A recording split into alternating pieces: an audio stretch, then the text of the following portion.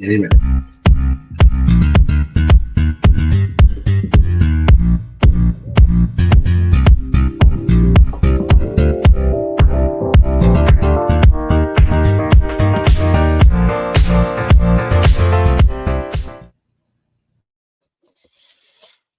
Welcome, everyone, to another episode of Alpha Talks. My name is Brian Bacchus.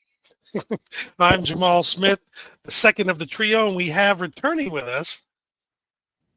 The main event. Oh, she's frozen. Okay. She's Well, pondering what she's going to use as her intro. absolutely. Well, while So she we're gets her going to stuff go ahead together, and wait for that. This while is she get, episode while she season get, 4. Watch you get season 4, episode 173. can you believe it? 173. So before we begin, we're going to do a quick update just so everybody knows. Juana Moore was found. She is safe. Thank you. On behalf of the family, they wanted to thank everybody for their prayers, their shares, as well as anything else that you did to help find Juana. So thank you. Definitely wanted to announce that. And we are happy to find out that she is okay. So shout out to the Moore family. Glad she's good to go. Yeah, I'm not sure what happened to Tony. I'm sure she'll be back on in a few minutes. She needs a reboot. Oh, yeah. You're going to have to reboot. Uh-huh. Exactly. Well, TGI Fridays, everybody. We made it through another week. It's been really, really cool. Oh, sorry. And for Tony, I'm not going to do any flashing and all that kind of stuff either, but happy 16th birthday to my beautiful daughter, Naima Rose Smith. I love you dearly. Hope you have an amazing day. You're an amazing young lady, and we love you. And cool. Just want to give that shout out. And the reason why I have my fingers up because there's 2 birthdays today. There's also Courtney Paulini's birthday today. And happy birthday to Courtney. That's went right. to Disneyland with her son and didn't invite me. I'm gonna kick her tail. Uh-oh. Like I thought I was part of the family, but obviously I'm the prodigal son. So we're gonna leave that alone. And I'm sure she's gonna watch this and go, oh, you know how she does it. Give her birthday shout outs. She can't take conflict. So Tony's back now. So our third co-host is returned. You should have seen what we were saying about you. You were frozen like this. Yeah, you're like, I know, and I heard you, and you said, I could hear you guys, and I was talking, and it wasn't coming through. So it's all good. It's all good. I said she was pondering what she's going to introduce herself as. No, I was waiting. But I'll give a birthday shout out to my mama. She turned 83 2 days ago. Oh, happy belated birthday! You wasn't here to be announcing stuff. No, we don't know. I know, and should have sent us a text. You're making us feel like we dropped the ball here. No, I'm not. If I didn't tell you and you didn't know, and she is on her way up to Northern California to go line dancing. Exactly. Nice. She need to get away from all this. All the time. They've started practicing again and stuff. So, did your dad ever line dance with her? Oh, absolutely not. Absolutely not. She just that's not my cup of tea. Absolutely not. She started that a few years ago, but she's part of that, Soul Sisters line dance group, and they're going up to Manteca. Thanks, Marcus. Yeah, Jackie Bailey is the big 83, but that's the one I be telling y'all. She be wearing me out. I be like, girl, can you sit down? Because you like an Energizer bunny, and I be good and tired. But she's so incredibly active, which is good, right? When we get more up in age. We're trying to learn from them. I'm trying to learn. Right. Who are you? Right. What's your name? Because people always be like, your mama seems like she's 60. I go, no, I'm 60. She can't be 60. Well, and it's funny because I always say I'm 60 and people are like, you're 60. I go, well, I will be in 6 weeks. And so hold on. I got to take this important business call. Hold on. Hello? Hey. All right, well, I'm gonna just share something real quick. See, here's the thing about going live. You might get a call. You might get somebody. An earthquake might happen. We're here on the scene. I know letting you know. She's gonna be Blow mad. by blow. I'm sharing her little. Naima's gonna be mad. I'm showing her Instagram. Oh, So again, happy birthday! Shout out to my she's like 16-year-old. Kira right there. I know, ain't it crazy? Those are all Yeah, her friends. Posted enjoying all life. Look at her. She was little. Hey, you should put the video up that I gave you for when she was like barely one. Oh, right. Those are sideways. You can't. That's cool though. 16 years old, man. Cannot Kids believe are it. living life. Thurgood Marshall. Third grade. Thurgood. That is funny. Thurgood. So, yeah, there's a lot going on this weekend. There's a lot that has transpired, obviously, this week. And, when Tony comes back, she's going to tell a little bit about what she had been doing this week. We got a few pictures to share. We'll do a lot deeper dive next week, I'm sure. We're going to do a deep dive. We need to just take phrases that you like and just create a song about everything. No, I just do it on the fly, dude. Like, it's so funny. I was flushing the toilet today. Talking about, I'm going to flush the toilet. Gonna make all the waste go down. You know that what song I sing when I do all those? You remember the fish that saved Pittsburgh? Remember when the Silvers came out and sung Mighty Mighty Pisces? That's the tune. You're muted. Unless you're muted on purpose. I was coughing, but yes, I do remember it, and I love it. Mighty Mighty Pisces. I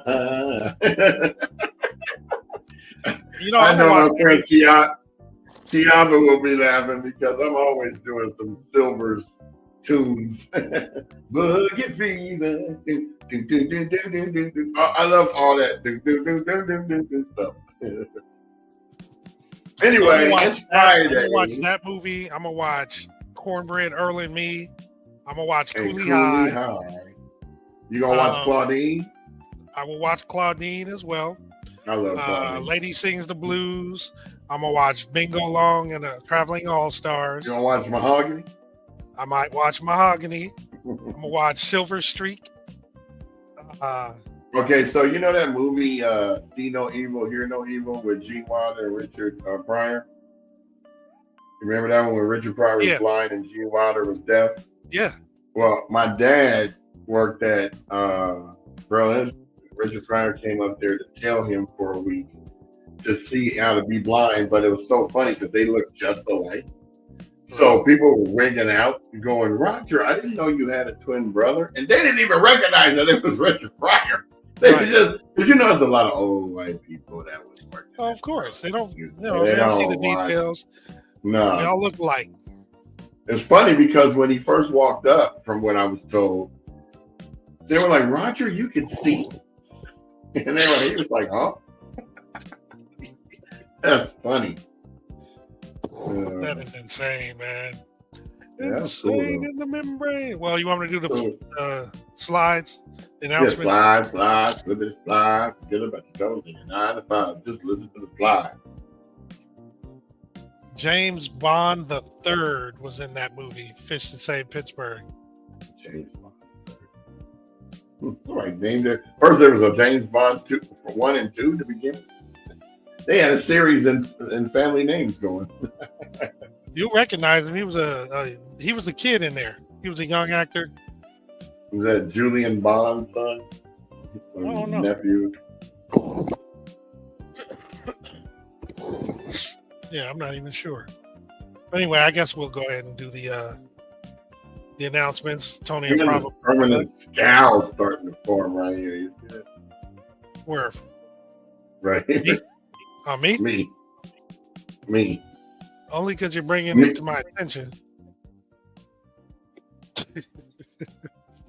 Well, I'm sure when you're trying to look at something close. When I do like this, and it's gone. So I'm going to start walking around like this. Hey, what? What? Like, huh? What? Yeah. No, I got you. I know a few people who look like they just answering questions and waiting for the answer. What? Oh, I know. All the time. What'd you say? All right, here we go with the slides, the announcements, and let's see if Tony comes back by then.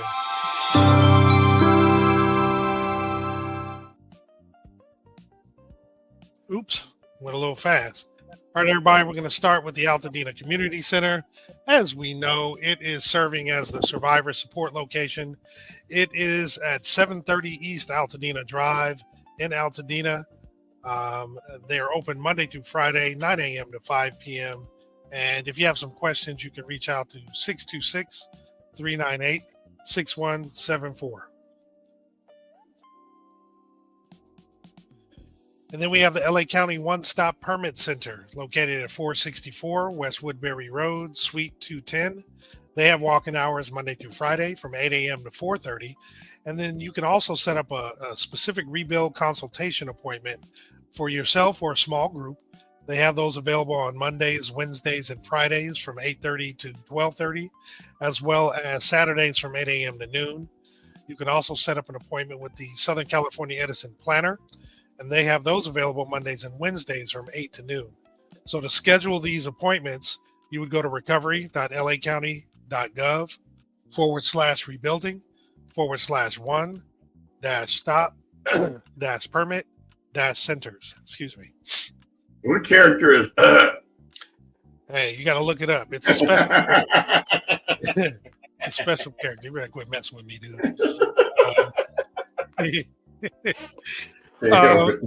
I know. I'm just messing with you. Go ahead. Keep doing it. LA County is waiving or refunding permit fees for homeowners rebuilding after the Eaton and Palisades fires. Homeowners who have already paid their fees can have them refunded, and those who have yet to pay their fees can have them waived. However, to qualify, you must demonstrate that you both owned and lived in your property prior to the 7th of January of this year.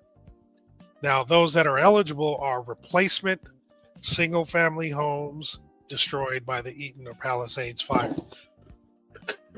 Now, this includes accessory structures such as ADUs, pools, garages, etc. And it also includes ADUs that are being used for temporary occupancy during the rebuilding process. What's not eligible, though, are commercial units, rental properties, multifamily or temporary housing projects, as well as properties that are not damaged by the fire. Now, to get a waiver or the refund, you do have to fill out a form. To get the form, you can go to the website recovery.lacounty.gov/fee-waivers-and-refunds, or you scan QR code, which will probably be the easiest thing to do. Now, you can fill this form out online, and once completed, you can include an email to recovery@planning.lacounty.gov, or you can print out a copy and walk it into the office, either the Recovery Center or the One-Stop Permit Center. And the biggest thing is you only need one form to cover all the permits. California Mortgage Fund is still available, providing 3 months of mortgage payments to a maximum of $20,000 for those who qualify. The funds have to be repaid, and it's free to apply. Please note that if you do get the grant, you will not get the money directly. It's going to go specifically or directly to your mortgage servicer. To be eligible, your primary residence must have been destroyed or inhabitable due to the Eaton or Palisades fire or any other qualified disaster between the 1st of January 2023 and the 8th of January 2025. You also must have owned and occupied your home with up to 4 units on the property and not go beyond the income limits of $140,700. Now, if you do apply, you do want to make sure, you do want to make sure to be able to provide mortgage statements, bank statements, utility bills, FEMA claims, or homeowners insurance, as well as proof of income. And to actually apply, you would go to the website calassistmortgagefund.org, and they are providing telephone help Monday through Friday, 8 a.m. to 5 p.m. if you call 800-501-0019. You can also get in-person assistance at the One Stop Rebuilding Center at 1828 Sawtell Boulevard in LA, or at the Altadena Community Center at 730 East Altadena Drive in Altadena. This in-person help is available Monday through Friday, 9 a.m. to 5 p.m., and is provided by Neighborhood Housing Services. Just want to recap the fact that the Eaton Health Village, in partnership with LA County Department of Mental Health and several other community organizations, is providing free medical and mental health care. This is every Monday and Wednesday from 12 p.m. to 5 p.m. This is located at 1280 East Washington Boulevard in Pasadena. They accept walk-ins, or if you do come in, you can schedule your appointment in person. You can also, if you have questions or want to make an appointment over the phone, you can reach out to 951-595-7032. Want to share the ongoing events at LA Fire Justice. Every Thursday morning from 10 to 11, they have coffee chat, which allows individuals to talk about their current situation and dealing with the fires with the folks at LA Fire Justice. And this is at their location, their office at 221 East Walnut Street, Suite 100. And then later that afternoon from 12 to 1 at Pinocchio's Pizza, businesses can have that same kind of conversation. And Pinocchio's is located at 1449 North Lake Avenue in Pasadena.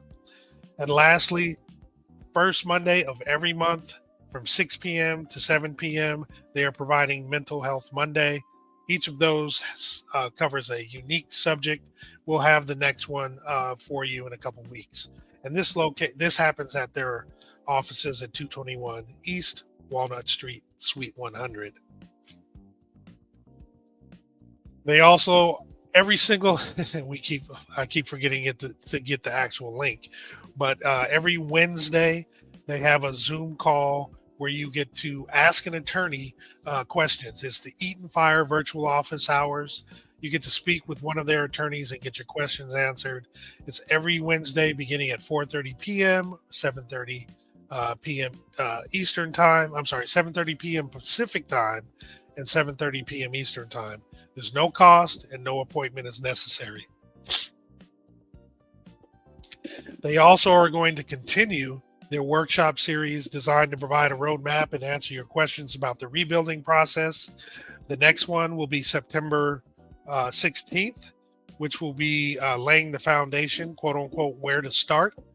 The next one after that will be September 23rd, designing your future home and plans. Then September 30th, choosing the right builder. And then lastly, October 7th, your rebuild game plan. This is actually going to be at the new location of the Altadena Coalition at 409 East Woodbury Road in Altadena. And they're going to have opening remarks beginning at 6:30. Guest speaker will be at 6:45 and then Q&A at 7:30. I know Tony has a few minutes. Did you pop on so you can say something before you go? You're muted. I know, that's what I said. Hold on, I'm on mute. Yeah, I can definitely just pop on and talk a little bit about the summit that I was at after the fire. It was really, really, really good information. So many Altadenians were there. They had us take a picture of all of us. And I think, Jamal, you may have it or have access to it or whatever. But it was a great conference or summit. We heard from the people in Lahaina, the mayor of Lahaina, and several of them were there. Io was there, the little guy that, went viral and has like a ton of whatever followers. But even with Io, because I asked him, I was like, are you an Altadenian? And he said, yes, he's been there for 4 years and lived on Thurin. And so Him and his partner, she survived Hurricane Katrina, now living out here, has lived through the Eaton fire. And that's why they started Post Fire, because she's a block captain, but everything that they were hearing wasn't the most accurate information. So they do like we do and vet things very well. He was like, Tony, you know so daggone much. I was like, dude, I'm a 57 years in Altadena, so that's why I know so much. And he's like, well, I really want to maybe collaborate or do some things with you. So we most likely will be doing some things with Post Fire. But it was great. And to hear, like, we are so far advanced compared to a lot of fires. I know people think that, oh, this is horrible. It is. But we have cleared all of our lots in Altadena. Lahaina, granted, it's Maui's an island, but Lahaina they just finished clearing the last property of 1,500 that burned at the end of August, just a couple weeks ago. So, and they have only a handful that are up, where we've got over 200 permits already, around 240-ish or something. And we have lots of houses popping back up. Everybody said, well, if you guys are already at that stage, we don't think it's going to take you as long as it's taken us, right? Some have taken 5 years, some have taken 3 years, but they were really encouraged. And that was encouraging, I know, to me and to other Altadenians that were there, because to hear they're 2 years out from the Lahaina fire and just finished clearing their 1,500 property. Granted, they're on an island, they got to ship things in, they got to ship things out, but still, their stuff is a lot different. Yes, they have a county and they have a governor, and everything, but things just move much slower over there. But one theme that seemed like it went across all of the communities to me was how everyone feels very defensive of their community and says to all these organizations, yeah, you can come, you can talk to us, whatever, but you can't come in and tell us what to do and how to do it. You can come and tell us your experience. You can come and give us some advice about this, or listen and collaborate with us. But as far as you telling us like, oh, you're going to do this, or you need to do this, or whatever, which nobody ever wants to be told, right? That was a running theme for sure. And I think that every community goes through that, but we are definitely well advanced of a lot. We talked to people there from Paradise, from Tubbs, from the campfire, probably every fire in California since, the 2000s. We've talked to people and met people and got some amazing connections. So I will be bringing a lot of those people on the show in the next few weeks. I do have to jump off. I was supposed to be in a work meeting at 10:30. It's 10:31. It's probably going to go for a few minutes. I will try to jump back on in about 20 minutes if you guys are still here. If not, I'll do some other catch up on Monday and talk about who we have that will be on the show next week. So I'll find the right pictures at that time too. Yeah, well, they're on WhatsApp. That was the Eaton fire thing. No, they were from after the fire. They were from after the fire, and they were. Right, but what I'm saying, I'll have them next week when we start talking. That's fine. Yeah. All right. Well, I gotta jump. So toodles, everyone. Good to be back. I will welcome back. All right. I will see whoever shows up tomorrow at the Regrow Altadena event that I'm speaking at, and Brennan Lamar and some others are speaking at between 3:30 and 8:30 p.m. on Woodbury.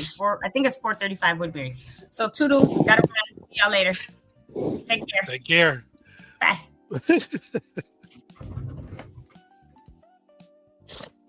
All right, so I'll continue with the announcements, and we will we'll be back to BNI.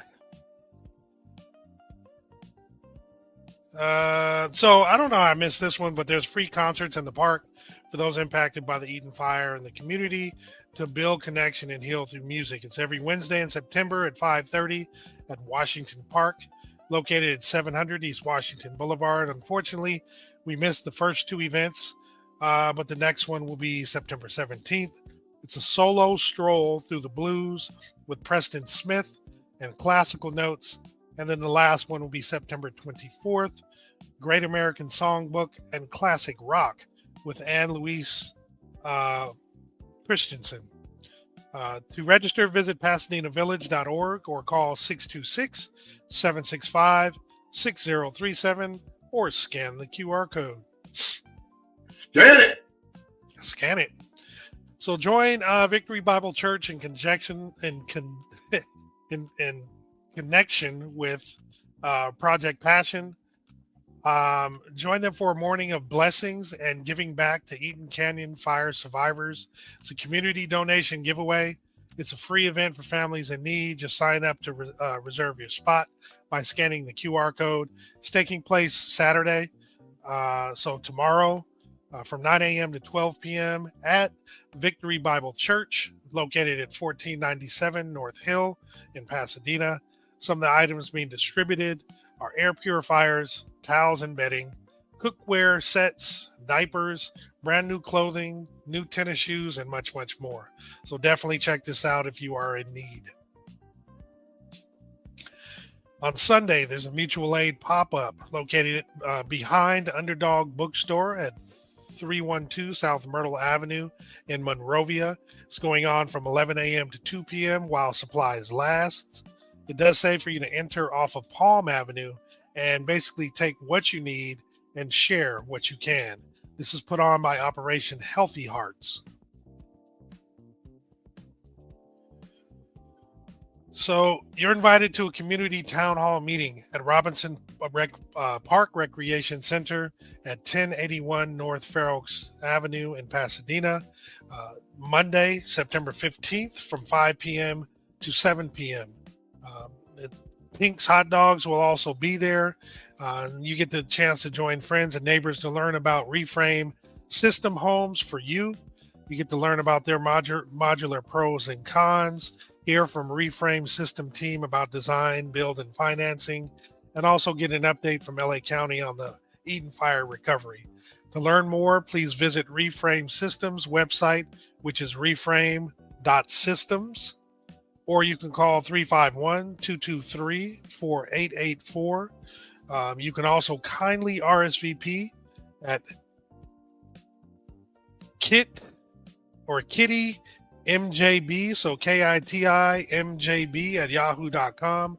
Or you can call 626-831-5860 by today, which is September 12th. The Altadena Chamber of Commerce and Civic Association is now accepting applications for the Altadena Business Recovery Grant Program Round 2. It is for Altadena businesses and nonprofits only. They're providing grants amounting from $500 to $1,500. Excuse me. For more information, you can scan the QR code or go to the website altadenachamber.org. And the deadline to submit the application is the 26th of September. So you got a couple weeks. The Here Lay a Home exhibition is continuing at the Armory Center for the Arts. This is going on until the 28th of September at 145 North Raymond Avenue, Pasadena.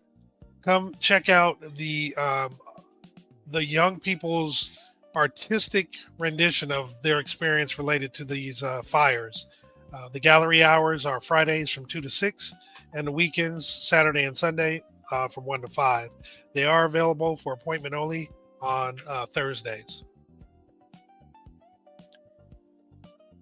So Neighborhood Housing Services and Restore the Legacy LA Coalition are providing rebuild and recovery workshops. There will be a couple in our area.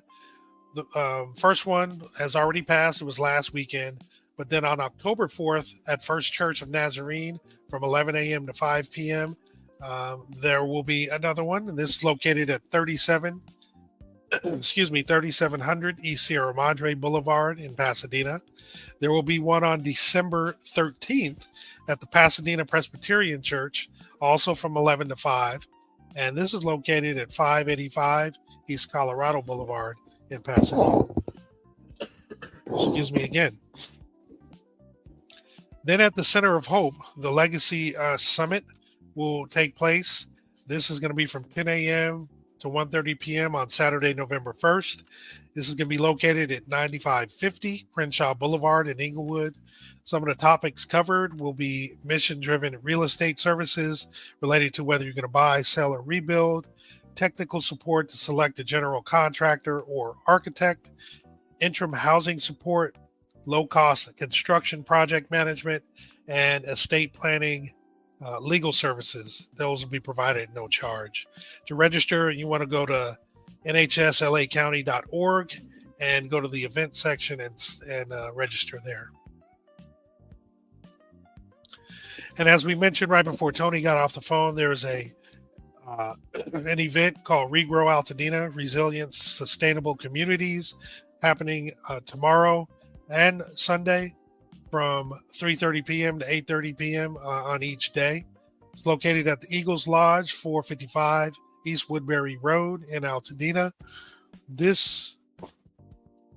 Tony will actually be speaking at this event tomorrow. She doesn't know exactly what time. That is actually going to be coming a little bit later, but please definitely come check this out. It should be a very nice event. And I'm looking for something. Oh, here we go.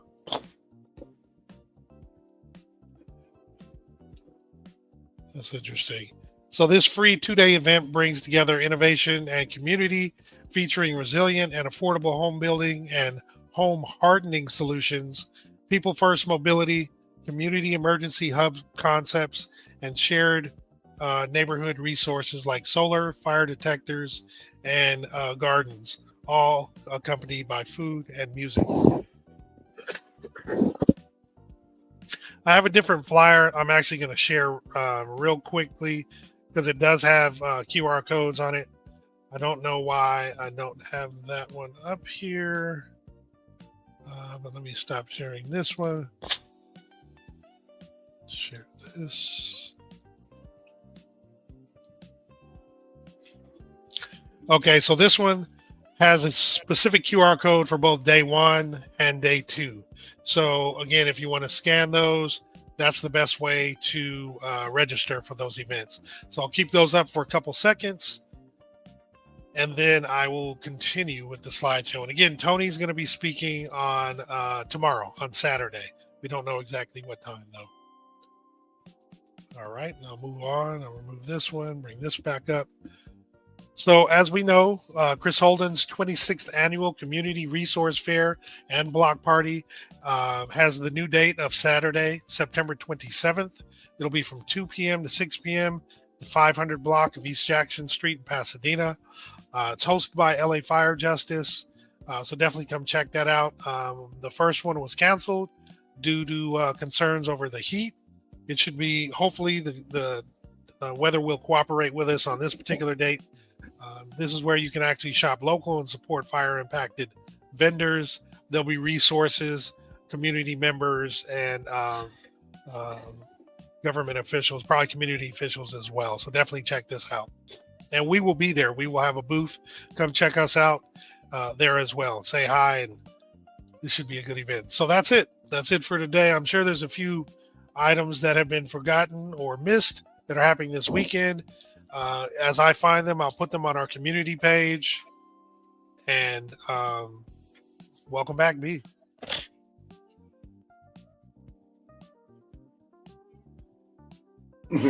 I'll be over here grooving to the music and doing my background stuff in the background. Right. Make Speaking sure of that everything goes down. And no worries, Alan. That's what we do. You know, thank you, Alan. You handle Inside Edition. We'll handle the editorials of 60 Minutes. You know, me and Alan always got this little jab session going all the time. So our website is going to be updated. In fact, I think I got everything I need on it published. And there's going to be a Ebony. Oh, I didn't do that. So I'm adding another category. It's going to say Ebony Power 100. So you can check us out on the website too, in case you are not able to get to YouTube. So, we always try to, what do you call that? Do stuff in the background while we doing stuff in the back. So we're multitasking. I got the screen over here looking at the two. I've showed you all this before.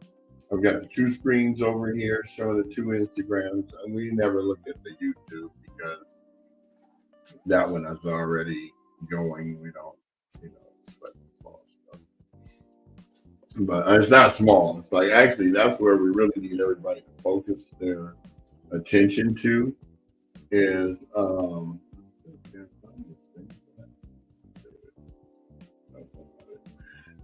we want everybody to focus on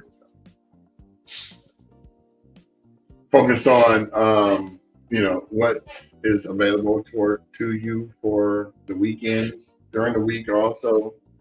And you know how we do it. We see each other in passing all the time, Alan and I. And Alan's got the big giant microphone. He'd be out there. Tell us where the Epstein tapes are. Tell us where the body. One of these days, we're going to interview each other. So next time I see you out there, Alan, I'm going to put you in front of my camera. We have microphones and cameras looking at each other, interviewing one another at the same time. That's what you should do. That's what me and Tony did over at the park. Tell me about that. Tell me about that. I actually sent those pics to her on Instagram. I'll forward them on to you. I think that's why she thought they were on WhatsApp. But I remember seeing them. I just couldn't remember where they were.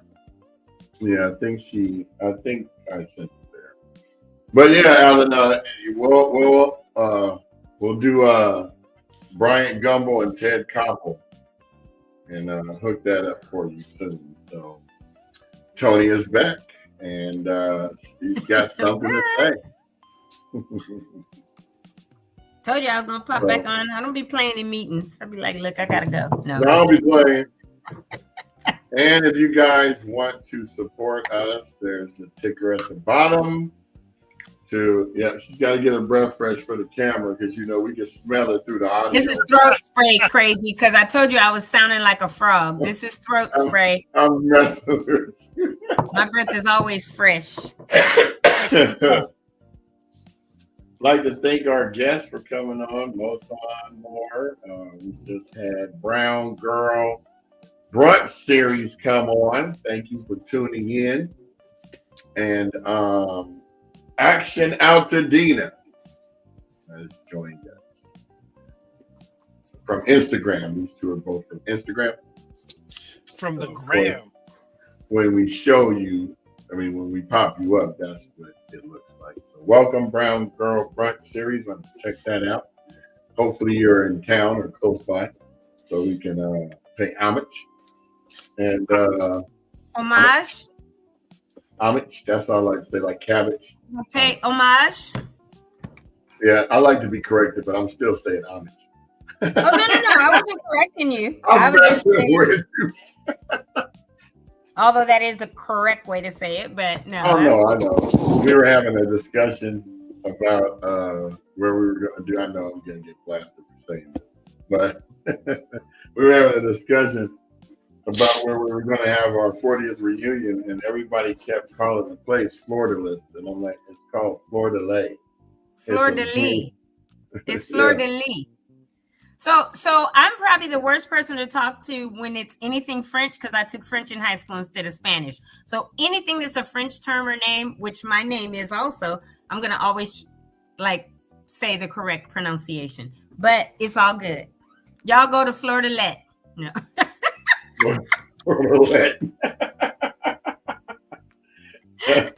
I always wait for someone to say it first, that actually say it.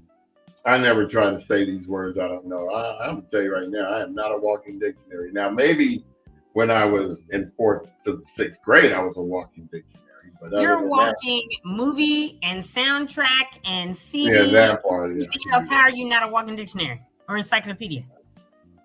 I can do that part. Walking. You're a human hard drive. That's what you are. You remember everything. Full of useless facts. Well, not all. Not all. He's Brian AI Bacchus. Yeah, I guess so. The He's AI machine stands for always into something. That's Well, there's that too. that too. All right. So let's see. Did that work?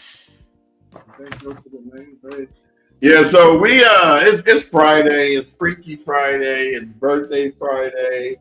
I will be having some drinks with some birthday people tonight. So if y'all are around town, meet us at the Eagle. That's where we'll be. Isn't Pamela Smith's birthday this weekend or her party this weekend or something? I'm not gonna be able to go obviously because I have to be at I didn't know about any this parties. thing tomorrow. Yeah, I guess she's having her party or something, a 60s or 70s thing. I don't know, 80s thing, something. I looked on Facebook, but I'm so not on Facebook or anything almost anymore because I'm constantly into something. Right. So meetings, all kind of stuff. Somebody asked me for Tuesday next week. Oh, can we meet for lunch? I know you're usually finished working 12:30, 1 o'clock. I said, what day? They said Tuesday. I said, oh no, I got to meet with the county Tuesday from 1 to 2. So I'm just like, oh wait, no, that's Monday, I think. The 15th. When's the 15th? That's Monday. That's a Monday. Oh, okay. So I could do lunch Tuesday. Okay, so Monday we got to go up there to Lamouta Park at 1. Oh, see, I told her the wrong thing. I need to. Oh, you needed to tell me. I didn't even know. You need an assistant now. I did tell you, but you said you were going to be in Vegas. Oh yeah, that's right. I am going to be. Or something like that, right?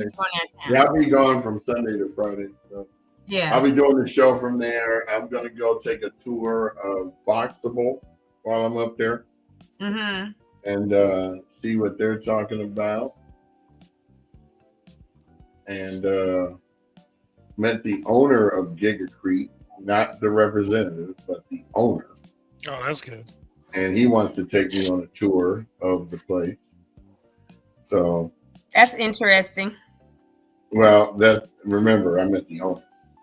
It don't matter. That's just interesting to me because you know why. Oh no, I know why. That's why. Right. That's why I said. That's why I told you what I told you. I mean, say what I said. I want the horse's mouth. I don't want the horse's butt.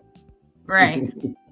Well, and I mean, if they do have now the technology and they're doing it right, because it's obviously once somebody starts it, somebody else is going to do it on their own and have their own factory and all that, right? What they use will be their proprietary. But the fact that, old boy was saying what he was and telling builders how much to mark it up. And I'm like, no, that defeats the purpose of you coming into our community affordably. If it's costing you, as a manufacturer, you could sell it to the builders at 50 and you telling them, or 60 or 65, and you telling them mark it up another, to 95 or 105 for their profit. Not for this town. This town right. That's what I told them. Not trying to do that. And we don't want you in here with you at all. There's going to be so many opportunities for people to go with so many different builders. So many. That once things really start getting underway, costs are going to significantly change, especially for the higher up. Now, for those that have like 20 or 30 homes that they're only doing, they're fine because that's all they're doing. But for the ones that are out here like ambulance chasers trying to find the best victim possible, you're barking up the wrong tree because you look out for ours. So, this is Altadena talk. This ain't we gouging talk.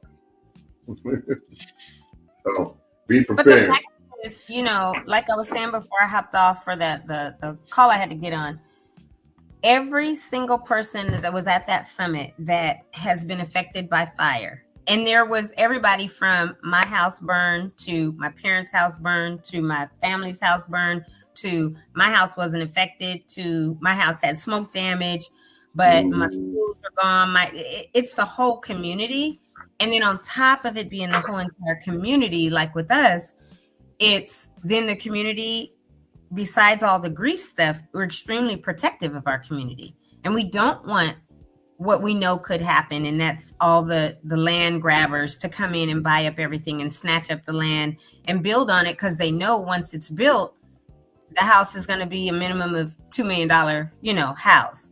And so, and I met Lori Gay, president of Neighborhood Housing Services. She's going to come on too. Had a fabulous dinner with her and her husband the other night, and it was amazing. But she likes what we're doing. She wants to come on the show because I want people to hear from her mouth and her 30 years of experience, what they're doing, how they're doing it. She talked about the Williams family and how they purchased the house from Michelle, or the lot from the owner. And this man, I had remember talking to Ellen, but I didn't know he was as dirty as he was. So what he did once the house burned, and Michelle, because she's lived there 17 years as a renter, you know, and she told Lori and them, I just never thought about home ownership. And it's like, that's how you have a son. You pass that down. That's how the wealth is created generationally.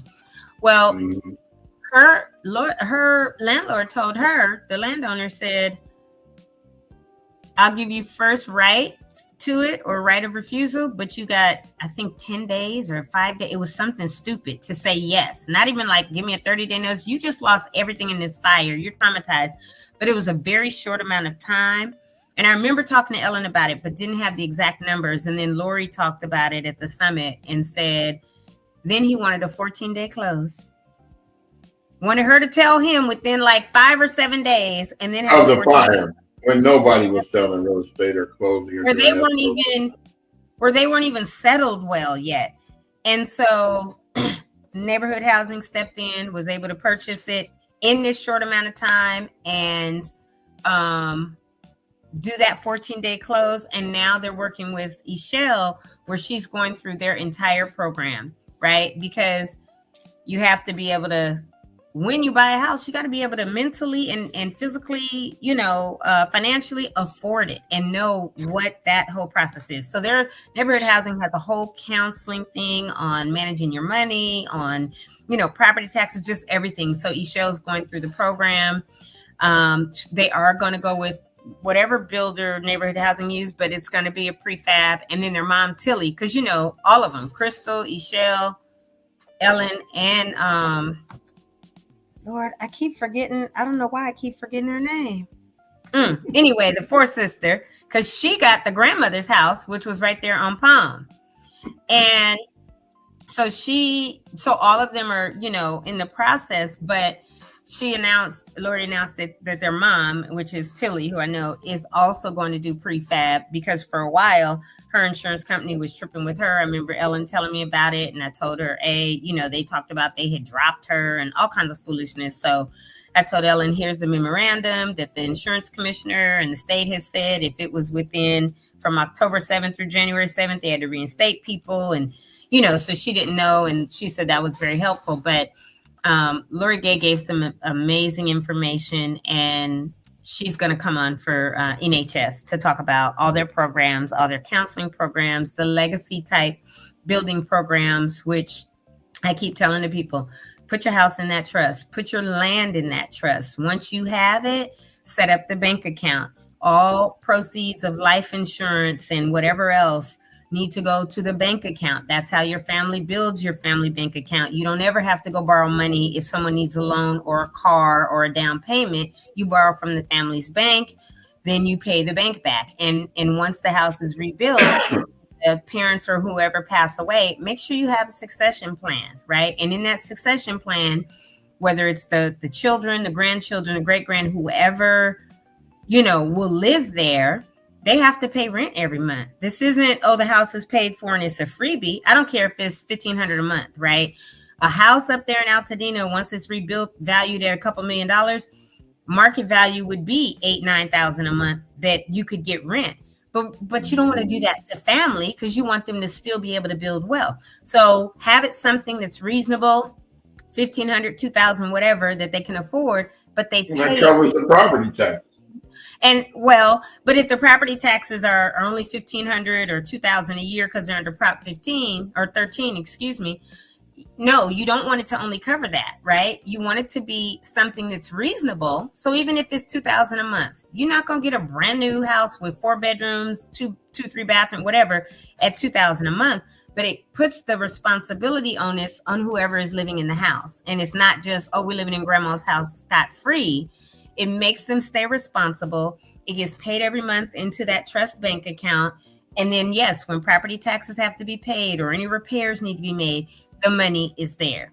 And so, and the executors of the trust and the trust bank account are the ones that would manage that. Everybody doesn't have access to it, right? There's only a certain number of signatories. So as we were sitting at dinner and talking about this, it was her and her husband and myself and Dr. Nana. And she was like, "Are you an estate planner, Tony?" I said, "No." She said, "Why not?" She said, "Because exactly what you said. I have estate planners and lawyers on NHS, and you have just rattled off exactly what they work with people to do." And I said, I know it. I have my parents, do their trust and all this. I said, and if you own a property, you have to do it that way. If you want to create that generational wealth, if you want to create things, hold on, this is my daughter. Hey, I'll call you right back. I'm still on the podcast. Okay. Okay, bye. That's the nurse down in Baton Rouge. I was telling her this and she was like, "Tony, we have a program at NHS for people that want to become or are good with things like this to become estate planners that you might want to join." So I'm going to talk to her about that as well. But she was like, "You have so much knowledge, you need to be helping people with it." And I said, "Yeah, I'll help any Altadenians, so that they can learn this, or anybody basically." But anyway, she's got decades of knowledge, and I'll be super excited to have her on the show pretty soon. Veronica, I did speak with her as well, and I know you did, from Altadena Historical Society. Yeah, I always want to say the Heritage Foundation, and she's going to come back on. She had a family emergency last week on the day she was supposed to be on. But for next week, we have Senator Sasha Renee Perez coming on what day? Tuesday. And then, hold on, I got to go to my Google Drive real quick because that's where our line sheet is, right? I saw Veronica at the Altadena Chamber of Commerce thing too. Right. And I'm going to email with her today to get her date rescheduled. But not tomorrow. Tuesday, we have Senator Sasha Renee Perez coming on. And then on Thursday, I have Isabella Carabed. She is the USC School of Social Work. She's a doctoral candidate. This is her last semester and she'll have her doctorate. She has created an amazing app for people, if especially parents or mothers who have had a child go back to work, and then how do you cope with the whole work-life balance, raising kids and all of this. And so when I went to USC to speak to this doctoral program a couple of weeks ago about what we're doing with Altadena Talks, she contacted me and she was like, "I would love to meet with you." We met, and so I invited her on the show. So that's Tuesday and Thursday of next week. But super exciting stuff that we're going to be doing very soon, people that we'll have on. And we do it. Brian, you're super blurry. I don't know if you purposely blurred yourself. Oh, no. The photo behind you is great and crystal clear. Just you are a full blur. Yeah, your hand looks great. No, you have to put your hand up there in order for it to come now back. You're good. You're back. Yeah, it just does that all of a sudden. I don't know. Yeah. So and yeah. The lighting is overcast, so it's not really giving me my light. Glad to be back. Glad that I was in the room this week up in Sonoma to really learn so much and hear from people. It's crazy. I was sitting by this guy. He's a deputy director of CAL FIRE. And we started talking and I was like, "Oh yeah, my brother's the chief for CAL FIRE. Da, da, da, da." He was like, "What's his name?" I was like, "Jeff Bailey." He was like, "Jeff? That's your brother? He's on my team." This man is out of like the Sacramento area and all that. And he's deputy director of CAL FIRE. But he knew my brother. And so we started talking and he was like, "Yeah, a couple months ago, I was on a plane and I met your nephew, I think it is." And I was like, "Who?" Right? And I knew it would probably be Dakota. He said, "I don't remember his name, but he was talking about this new kind of mesh for wound care." I said, "That's Dakota," because he's a medical sales rep. So we took a picture. I sent it to my brother. He was like, What the heck are you doing with Frank?" And I was like, I'm at the After the Fire Summit, and he's here. And I said, "Yeah, he told me he met Dakota." I said, "Before you know it, he's going to meet our whole family on a plane, at events, or who knows what." But like, just to be in the room with all of these amazing experts that know. And then Sean Brown was there, who is the principal of Rosebuds Academy. Yep. I told her I want to bring her on to talk about what is happening with Rosebuds. I know they're at Don Benito, but the resiliency of those children to have gone through the pandemic, some of them that are still there, to have gone through losing their school and their homes. And because I asked, I was like, how are the babies doing? She was like, they're fine. And I was like, kids are so resilient. If we could just all go back to that childlikeness to have the resilience. So Sean said, yes, she'll come on. It'll probably be at some point when they're on break, obviously, since she's a principal. But just amazing people that we as Altadena Talks is now connected with. That Four Leaf is a company, and they're coming down still, him and a couple other people. But I told everyone about our events in October and November. And so they're going to try to align some of their trips so that they can come to our events and possibly sponsor or at least be a resource for the resource fair that will happen in November at the Day of Thanks Luncheon. But they said that obviously what we're doing is so crucial and important for the community. And so kudos, Brian and Jamal, because we are where we need to be, where we're supposed to be, which we know, but to hear it from fire survivors that have been doing this now for many years with them, this is a component that we are doing that they said they lacked or missed, in their towns until much later. So the vision to do this, Jamal, once Brian was out there going live and you said start a podcast, is phenomenal that both of you have done this, and it wouldn't be what it is if I wasn't on the show. No, I'm just playing. Hey, you're speaking truth. You are speaking truth. Kidding. I did that purposely to get his reaction, and he's doing just exactly what I knew he would. Because but in all it would be the same if any one of us was missing. It takes this whole. In all honesty, I was like nervous about doing this in the beginning. And Jamal didn't really want to do it because he don't like being in front of the camera. And I said, I've been sharing Tony's stuff. I'm like, she could be a great person to be on it, so she could save us all. So here we are. This is the perfect Three Musketeers, I tell you, because even people that I said, like, we have 172 episodes today, or the day before, I was like 170, 171. People were like, how many? And then they were like, how? And I said, we're on. Can't believe it. Yeah, I said we're on 5 days a week, and they were like, how? I said, oh, we all work into.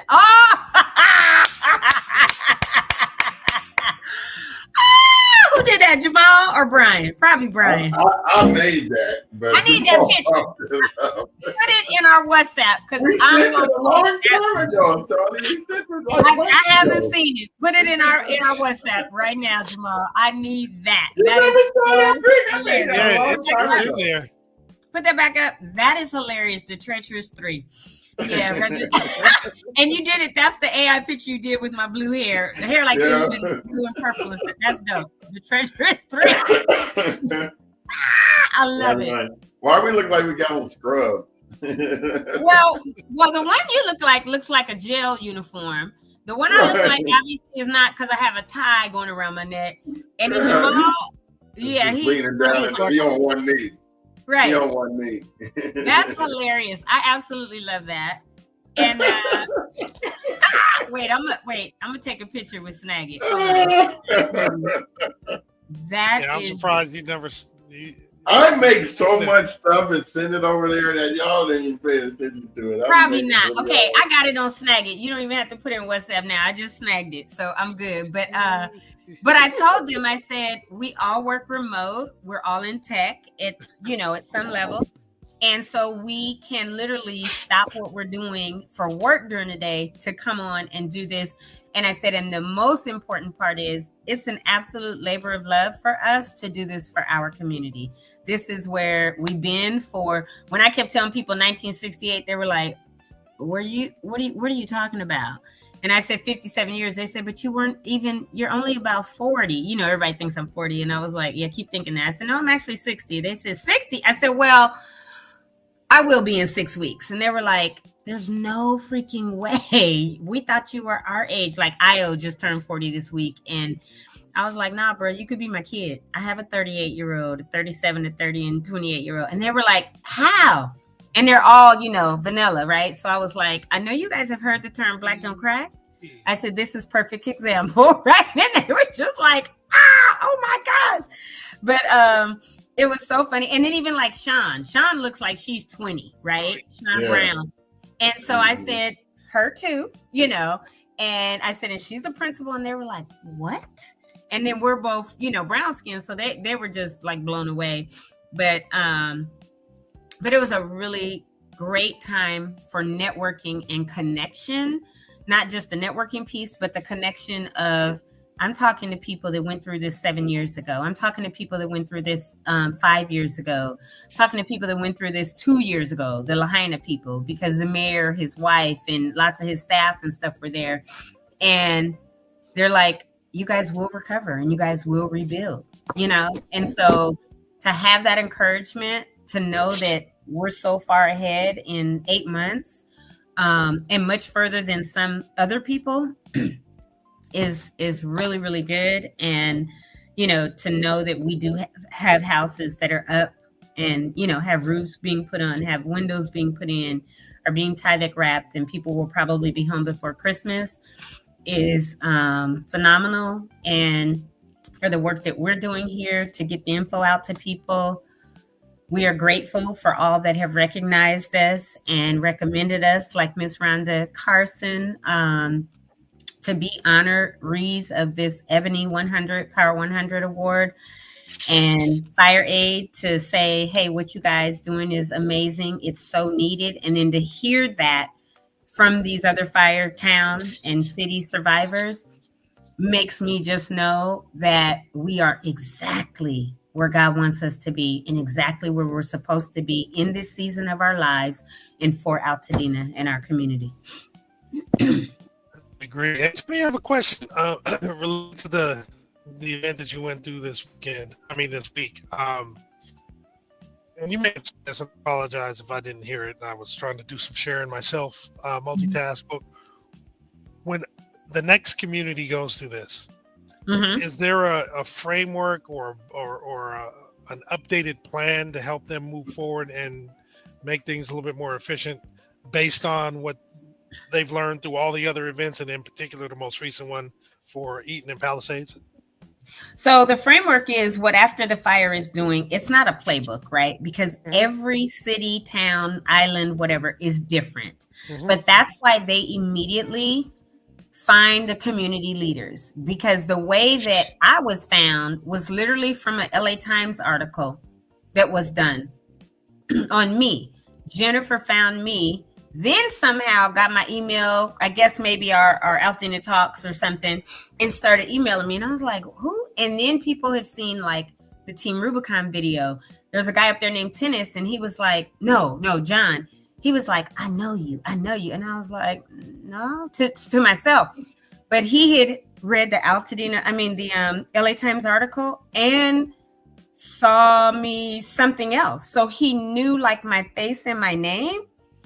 And so many people were like, oh, I'm going to follow you, and went to follow us on YouTube right then, right? When they were talking to me.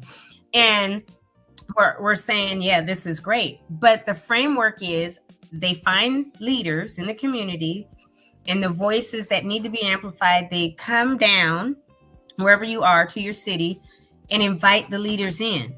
You have a round table. I remember the first one I went to with them, I could barely even talk. I was crying. And there are times when I talk about what happened, or I see like the videos that my daughter, took that night. I lose my voice. And I know that's a trauma response, but literally I start crying and I just lose my voice. And so they were talking about that. There was a psychologist there who is with Stanford, but she's also with the VA Center for PTSD. So after she spoke one day, I went up to her and I said, thank you for all that you do, because I'm a veteran with PTSD. And then I told her, and CPTSD. She said, oh, wow, you have CPTSD? I said, yeah. She said, that's not easy. She said, that's a whole nother monster on top of PTSD. I said, I know. And when I was diagnosed, I was like, well, what the hell is that? You know? And I said, but I want to tell you, what the hell? Yeah. I was like, I really want to tell you, thank you for all that you do. And your part now going around with After the Fire, because everybody that was impacted now has trauma, right? And your body holds trauma. Because I literally am an MST survivor, which is a military sexual trauma. That's for people that have been raped, sexually harassed, all kind of things in the military. And I held on to it and never told nobody for 33 years. But my body, your body holds trauma. And my body forced me in 2017, 18 to go get the therapy I needed and start working through something that I had held on to and never told. I never told my parents, never told my ex-husband, my kid, literally nobody for 33 years. And so what they do and how they're able to extract it from you and help you, I can now cope. I can now cope with with my trauma responses, right? Because there are triggers and trauma responses that your body and your brain has. And so I was talking to her about that. And I said, the work that you are doing here is so important because avoidance is a huge trauma response. So if you start avoiding people or things or situations, go get some therapy, y'all. Shopping is a humongous trauma response because people don't realize I'm not dealing with this trauma. I'm going to go and I'm going to shop. I was a shopaholic and still have things that I have multiples of that I've started getting rid of, clothes and different things. But because you want to cover what you don't want to talk about, right? And if it's trauma of this fire, if you're having nightmares, I used to have for 33 years, y'all, a nightmare. I was up every morning between 1 and 3 a.m. And my biggest flashback or nightmare thing that I would have 100-foot wave of water, at least 100-foot wave, come and just overtake me wherever I was. I could be out, and this was a nightmare. I would just wake up. I could be in my dream shopping with somebody, out eating or whatever, and all of a sudden this 200-foot wall of water was just out of nowhere because it was coming to take me. And so I learned during my PTSD therapy for a couple of years that is part of the avoidance, but then all at the same time, you're going to be overwhelmed because you've never dealt with it. And until you deal with it, your body in different ways, your brain will hold that trauma and will terrorize you, will antagonize you, will re-traumatize you. So when we talk about, or we have people on here, or we show, this is where you can go get free trauma counseling. This is where you can go to this therapist down at the Paseo or here or there. If you don't have insurance through a company, go take use of these free services. And if you do, go. Don't be ashamed to go, because that's part of trauma response too. You're shame, right? You feel guilt when maybe something that happened to you that was not your fault, but the way we internalize it is guilt and it's shame. And so you hold on to it. Don't hold on to something like I did for 33 years. And then when I did start going, I literally got a job up in Monterey back in 17, and it was on a base. And one of the guys that I worked with, he saw the PTSD in me and I didn't. And he said, you need to go to the VA. And I was like, nope, I'm good. He was like, no, you're not. He said, just you saying you're good is part of it. He said, but I see when somebody says something, you snap on people. Like you ready to bite heads off and fight in an instant. I was like, and I've always thought that was just me, right? And he was like, because when I was little, I was ready, right? But he was like, no, that's PTSD response. He told me 2 weeks, 3 weeks in a row, did you go to the VA? I was like, no, I'll go. So then he started threatening me. If you don't go by next Tuesday, because we would always do this welcome thing to all the new people on the base. He said, I'm going to ask you again. If you don't go, I'm calling. Week 2, no, I'm going to call. Week 3, nope, I'm going to call. He was like, let me get my phone right now. Because there's a hotline for veterans, right? I was like, no. He said, then call the VA right now. I called him, and I always thought I couldn't go to the VA. Yes, I was a vet, but I wasn't a disabled vet, so I couldn't go. He was like, no, you're going to go. I made the appointment. When I got there, it was a Black doctor, which I was great. I was happy. A male doctor, but a lady was in the room with me.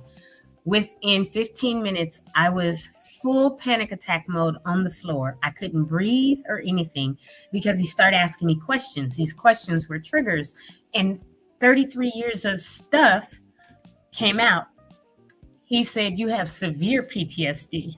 We usually diagnose people with PTSD and say, within community care, we'll give you an appointment within a month." He said, "You need to talk to somebody today." And 2 hours later, I started therapy. Then when I had to go see somebody else, they were like, "You don't just have severe PTSD, you have CPTSD." And I was like, "Well, what the is that?" Right? CPTSD it's a C-PTSD, is complex PTSD. If you've been sexually assaulted, raped, harassed, and kidnapped, which I was, and held against your will by people in the military because they were going to do what they were going to do, you have that, and it's a whole nother beast on top, and you don't even know, right? And so, I still need to sometimes do my therapy, and I'll call the VA, and I can. So don't be ashamed of something that happened to you that you didn't invite and weren't the cause of, even if it was this fire. Don't be ashamed that you have trauma from it, and go and speak, because trauma will take your entire voice and diminish you. And so don't allow it to happen. Go get the therapy you need. Go utilize the services that are out there. And people, it's so important, Marcus. And yes, you guys kind of hear my voice and some tears, because there are times where it's like, I can't believe I held on to this for so many years, and I was young, right? Then, of course, in the military, I had I was law enforcement. I responded to something. It wound up being a suicide. I was 19, right? We had a B-52 crash. We had the first stealth bomber crash. And when you were in security forces or law enforcement and you're dispatched to it, and at 19, you wind up seeing, dead bodies because they didn't eject. Like, that stuff will never leave. All the space shuttles, I was stationed at Edwards, and they landed there. So we guarded them. And I had been in every space shuttle that there was, including the Challenger. I had met every astronaut. And when the Challenger went up, the only person that was on the one that blew up that I didn't know was the school teacher. But we had been in that shuttle. And so when they would go up at Cape Canaveral, at my base, we went on lockdown, and we went on these 12-hour shifts. And we basically lived in our gate guards, in our gate shacks, and we had our cots and food and coolers and all this, right? And so we would always watch every shuttle launch, because we were the base that they were coming down to in a week. And we were now on lockdown for the whole week until it landed. So we were literally there that morning, and we would allow people to come in the gate. We checked their stickers and all this, but we had our TVs, and we would watch every shuttle launch. So the morning that the Challenger launched and it blew up, we froze. We literally froze. We were in shock and devastated, because we guarded that shuttle. We had been in that shuttle. We knew the astronauts and all the people. And literally, it blew up and everything disintegrated. So those images, January 28th, of when it happened, those will never leave. Every year at that time, I get migraines, I get anxiety. Like, there are certain dates and times of the year that, things have happened that will never leave. But you learn how to deal with it and cope, so that anger is not there. So you're not ready to bite somebody's head off and fight. And so, Brian, I don't know how much I know you've talked about it, and this show is therapy. I don't know if you've gone to see anybody. I know, Marcus, you talk about, nightmares that you've had. People talk about when they smell smoke or hear sirens or whatever, it kind of, makes you freeze. PTSD trauma will paralyze your life. So please, from me, the one that's always, goofing off, you guys know I'm super serious at times, but I like to have fun. Don't let it paralyze you. Don't let it take your voice. Don't let it kill you or stifle you. Go get the help that you need, so that you can cope every single day with this that we're going through, with the recovery, with, what it looks like when you move back in your house. Because if you hear there's a fire or hear sirens in the future, once you're back, do not let this almost kill you, because trauma can take you out. It can literally debilitate you. It can kill you. So didn't know I'd be in a transparency moment like this morning, but if that's what was supposed to happen, so be it. But just to encourage anybody, like for real, when it comes to your mental health and trauma that you've experienced through this fire, go and get it.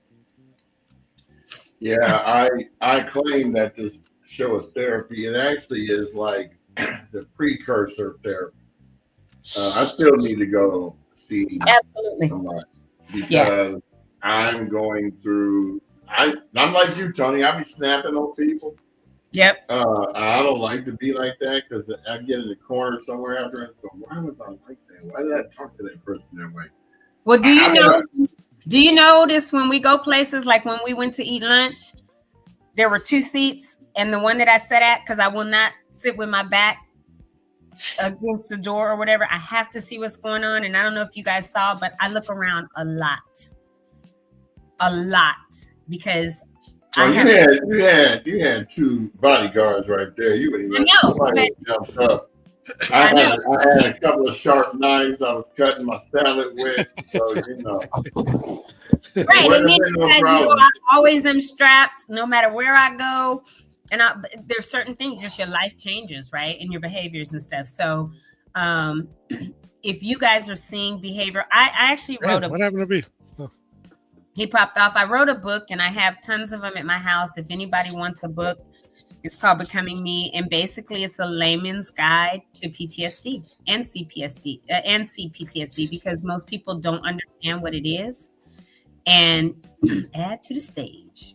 And it can break it down because you may not even recognize that you need to have therapy and that you may have PTSD.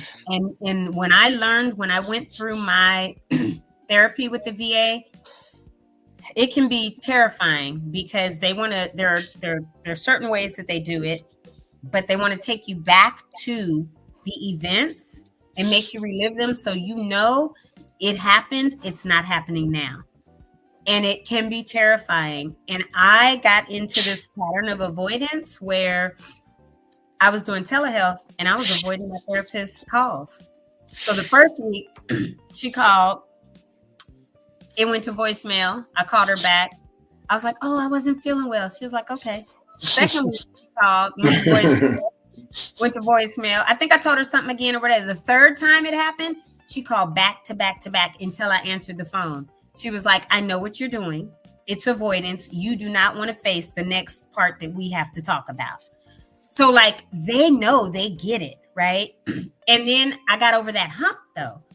And so if anybody does want one of the books, I will gladly, I won't charge you. I will give you one of these books because I wrote it from what I learned and to help the layman, meaning my family and my friends, understand me with PTSD and then understand what some of the terms are, some of the behaviors more than anything, right? So that if you see somebody with that, you go, okay, they may have it. And then how to gently deal with them and encourage them to go and seek some help and get some therapy. So. Wow. We should do a whole show just on that, on your book. Well, actually, I remember you mentioning it before, and that should be something that we, as part of one of the events that we actually do, have that as a giveaway to share that. Because I mean, we talk about it a lot, but you have firsthand experience in the actual therapy part. Like we all have trauma, right? Yeah. And this obviously has affected us all, a little differently, these fires, but you've actually been through the therapy component of it. And I think that really helps to walk people through the tough thing. Just like you said, a lot of people are embarrassed and not willing to go through that aspect of it. But given what you've done, I think it's encouraging for pretty much anybody that's listening or that will listen to this in the future, because the stuff we're going through at least me personally, doesn't even compare to what you've gone through. Not even remotely. And the fact that you are still going, you've dealt with it, still dealing with it, because it's an ongoing thing, but I'm sure it becomes easier. but it's such a help, I'm sure, for those who are not in that process yet to at least get them going, and those who Yeah. are in that process who may have gotten stuck to continue. If you take your This is background the off, book. you'll be able to see it. I know this is, I'd have to take my background off, but it's called Becoming Me, The Reclamation. I was literally trying to reclaim my life from PTSD. And it says on the front a harrowing story about how one airman reclaimed her life and went from victim to victor, because that's what I feel like. And it just talks about cognitive processing therapy. And, after my diagnosis and being diagnosed in October 17 with severe PTSD, CPTSD due to military sexual trauma and other military work-related traumas, and me holding on to it for over 33 years until I could no longer live in my personal prison, which is true. And it just breaks down, like I said, for the layman, what is PTSD, right? Because people hear it, but really, what is it? What is CPTSD? What is MST? The different stories, intentional encounters, embracing my journal, managing your memories and then emotions are 2 chapters that are super, super, super important. I also have a companion journal to go with this so that as you're reading it, and I do them as a bundle. And then in the back, I also have some journaling space, but different things that, you found it. Thank you. Jamal and Brian are so amazing, y'all. But yeah, just there's other stories of MST survivors, obviously, and different things, trauma related, military trauma related. And then there's mindfulness, right? Because I really want people to practice mindfulness. And I will just read you real quick one of the poems that I put in here, which is by Rumi, which is called The Guest House. And it says, "This being human is a guest house. Every morning, a new arrival, a joy, a depression, a meanness, some monetary awareness comes as an unexpected visitor. Welcome and entertain them all. Even if they're a crowd of sorrows who violently sweep your house, empty its furniture, still treat each guest honorably. He may be clearing you out for some new delight. The dark thought, the shame, the malice, meet them at the door laughing and invite them in. Be grateful for whoever comes because each has been sent as a guide from beyond." That's Rumi. I love Rumi, but I put some mindfulness poems. I have some scriptures in here about my grace is sufficient for you and my power is perfect in weakness or perfected in weakness. I have Why the Caged Bird Sings, The Road Not Taken by Robert Frost. And then I have daily affirmations. And so, yeah, it's a good little book to, I talk about intimacy because after you've been a MST survivor, intimacy can be odd, but it's just some really good stuff. And I just want people to understand in layman's terms, again, how to reclaim their own self from PTSD and not being bogged down forever by it. And so, yeah, I definitely have the books here at the house. I think I have close to 100 or 50 something of them still in one of my sheds, and we'll be happy to. No, not the Amazon link. Amazon messed up. I have my own website. Okay. So take those off if you can. I'm sorry about that. Amazon did some real messy stuff with me, and it should not even be able to be found on Amazon anymore. But I'll get my. It's becoming me. Is it .us? I think so. I gotta look. But anyway, I have them here that people would not have to order and pay for shipping. If you're local, I will gladly meet up and give you a book, and hopefully it will be helpful to somebody because the therapy is extremely helpful. Brian, I know you were talking about you need to go back to therapy because you need to go back. Oh, you're on mute. No, I said I didn't never say I need to go back to therapy because I've never been to therapy. But the show was like free therapy to me. I do need to go talk to somebody because you can't talk to people who are in your life. Because, it's hard to talk to somebody who hasn't experienced what you've experienced to try to relate to you or even give you any sound advice. Yeah. Speaking with Sherry, her mom and me lost our house. And she doesn't seem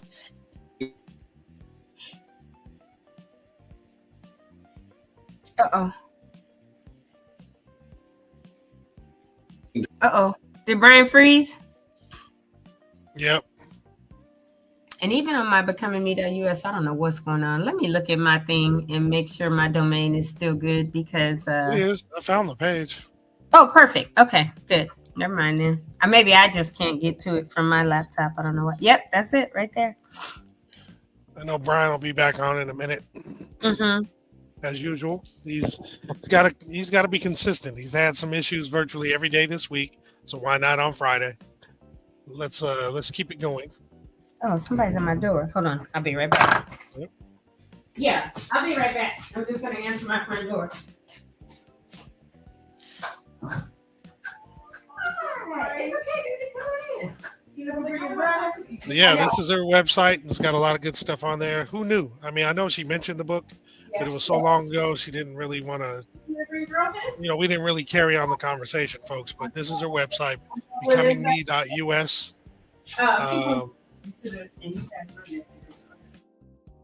And if you want to check it out, definitely do so. It's got some good information on there for anybody going through some tough times.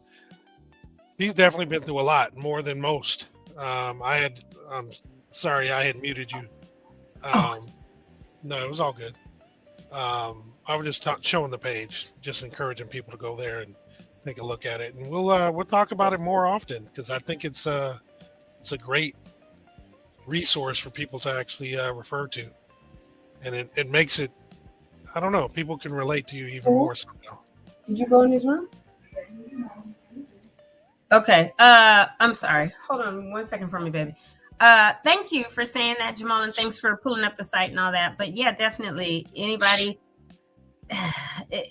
I learned so much through my therapy that I think that, if you want to know, just because, like I said, you're a layman and you don't understand what it is and how it can affect you. And there's some really, really, really good techniques in here that I learned through the managing my memories and emotions that the military or the VA walked me through. Right.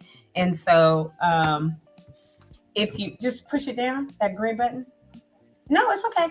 And that will help people understand and be able to start managing stuff, because the emotions will come. Go through the garage. The emotions will come in a flood and you'll be like, wait a minute, I can't function. I remember one day I literally was in a grocery store on the phone with the VA. And they weren't listening to me. And that was a huge thing. I wasn't listened to when what happened to me happened, and I was like, you're not listening. You're not listening. And I literally had a full-blown panic attack, and I was on the floor in the grocery store, like hyperventilating, crying, all this. And this man came down the aisle. He was like, oh my God, are you okay? Are you okay? He was going to call the police. So I was like, no. And I gave him the phone, and the guy at the VA, I had asked for a supervisor, and at first he wasn't giving it to me, and he was a man, right? And so then they got me to another rep, and this man kind of helped me, and they helped me breathe through it. I think he called the crisis line or whatever, the VA crisis line, and helped me breathe through. But I was in Monterey. I was literally in a Safeway on the floor in a grocery store, because you don't even realize when these triggers will happen and when the flood of the emotions and everything will just come. Now I've learned how to manage those emotions, how to manage a lot of the stuff. And it's like, okay, if I feel like I'm getting triggered or something, I'm like, okay, take a deep breath. It's not happening to you right now. You're not in that space right now. So for anybody that had to evacuate from the fire, if they hear a siren or something or see another fire, it's not happening right now. How can you, take yourself through it and breathe and do some things to really cope? So, so that's that kind of stuff. And those techniques are in my book too. So, and if anybody feels like, can I ask you a question about it, Tony? Can I talk to you about this? I'll say yes, and I may talk to you, but I'm going to always redirect you to a professional that can help you, because this trauma will also stay in your body if you don't begin to release some of those emotions and the things that come along with the trauma of the fire. Great information, Tony. Again, I'm sorry you had to go through that, all the stuff that you've gone through, and yet at the same time, in a way, perhaps you were supposed to, so you can be a assistant to some other folks. I'm Yeah. glad you're getting the help that you need. Sounds like you've come a long way. Long way. I remember when I first started the therapy and I was up there in Monterey and I came home because I would work up there during the week, come home on the weekends. Some weekends I would stay. But when I actually went to my parents' house and told them about the different you remember when the other shuttle was being brought to the Science Museum or whatever in LA? Mm-hmm. My mom was so gung-ho, like, let's go. Because they wanted, like, no. They were driving it here, right? They were driving it from Arizona to through here, and she wanted to go and see. And she was telling everybody in our family, let's go. And I was like, I'm good, And she was like, come on, we're going to go. Let's go. And I said, I'm not effing going. I just like instantly, because she was like, this is historic. This is great. Let's go. But she didn't know yet. And so my thing was I snapped at her, right? And then it was like, oh my gosh. So then when I went through the therapy and had to come and tell my parents about the therapy that I was in and the diagnosis that I had and what actually happened, they were just stunned. I think my dad cried. I know I told my mom before I told my dad because I'm like my dad's twin, and it happened at the base that my dad was stationed at because we were both stationed at the same base. And so I didn't, that's part of why I never told him. And so it was tough. And then I also told all of my children, gathered them and told them, and I had to apologize to them because there were certain things that I did and ways that I raised them as a result of the PTSD, right? And I was so much more strict on my daughters than my sons and more protective and all this. And so I had to like come clean and tell them like, look, this is what your mom went through. And I apologize. And that was hard. It's always hard as a parent to say I messed up or whatever, but to then tell them. So that's part of why I wrote the book too, because I really wanted people to understand, like, if you're dealing with a family member and you see these things happening and them snapping and going off and different stuff, they may be dealing with PTSD. And especially if they're a military member, a veteran or a current military member. So, Tony, I have a question. I apologize for interrupting, but you bring up a really interesting situation there. So if someone does kind of snap like that, in particular, if you know they're former military, how do you even... how do you bring it up? Excuse me. Is it as easy as just saying, hey, do you have trauma? Maybe you should get checked out? Because I think that could go sideways. Well, the first thing would be to ask if they had any thoughts of hurting themselves or anyone else. That is the very first thing that I learned during my therapy. And you don't think about it, right? But just say, you know what? I want to make sure you're okay. And you ask permission. Like, can I give you a hug? Right? Where family, we just be like, here, let me hug you. No, just be like, is it okay if I touch you? Is it okay if I hug you? Even if it's family. Exactly. Because let me tell you, I have been in my church a real long time, but when certain men come to give me a hug, I recoil. And people have noticed, like, why do you do that? And I'm like, you could feel people's energy or whatever, but I recoil, even to this day. And that's part of that PTSD for me, right? And the CPTSD. But I want you to approach and ask me, is it okay if I give you a hug? Is it okay if I, whatever, right? So that would be the first, get their permission, and then say, are you okay? Do you not, you're not going to hurt yourself, or do you feel like you would hurt yourself or anyone else in a decent way, and be as gentle as you can. And then say, I've noticed some things and I would be happy to accompany you to see someone that you might be able to talk to if you feel like you want to have some help, right? Always make sure you're partnering with people, because that's part of what's in my book, right? About the permission and then going with someone or saying you want to or whatever, and offering yourself to someone. And not just saying, oh, you got this going on, or you're acting crazy, and I'm going to call authorities on you, or or whatever. Don't ever do that, because we are going to get super defensive. Right. And yeah, go ahead. I'm going to get super defensive, and then I'm going to You sure he's not in the bathroom? Because that light is on, right? Is he in the shower?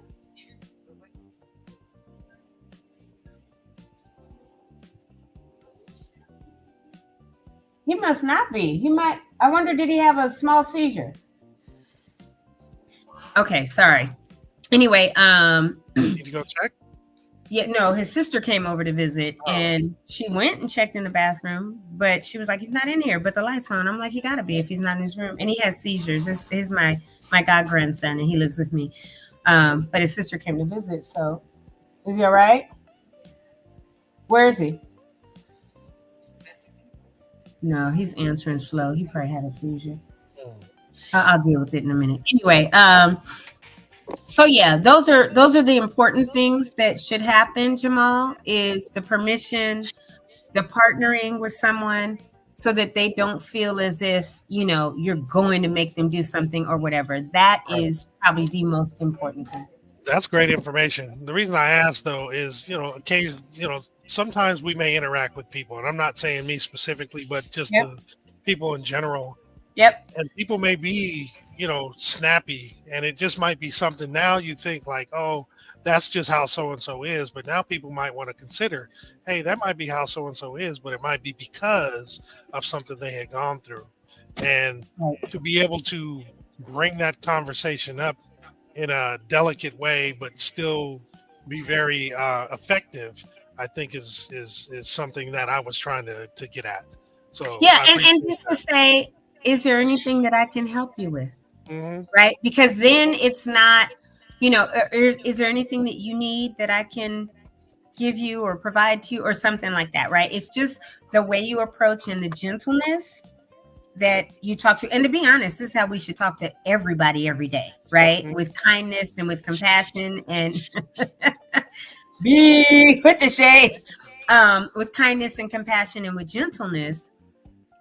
Which can diffuse anything, right? But when you're dealing with someone that potentially you see some of the behaviors that are in here, you might be like, well, daggone, I know somebody in my family or a friend that behaves like this, and they very well may have some PTSD symptoms, right? Yeah. So, this page, I'm just going to read a couple. It says, does PTSD affect you? What might be the signs?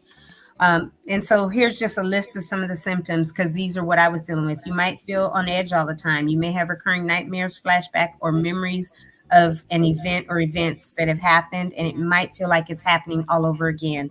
You may have a loss of interest. You might have sleepiness or even feel numb or emotionally cut off from others at times.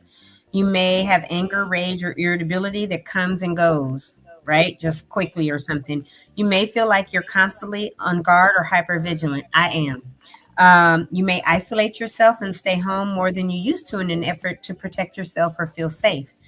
You may feel like you have no voice and that people are not hearing you, which could lead to outbursts of anger.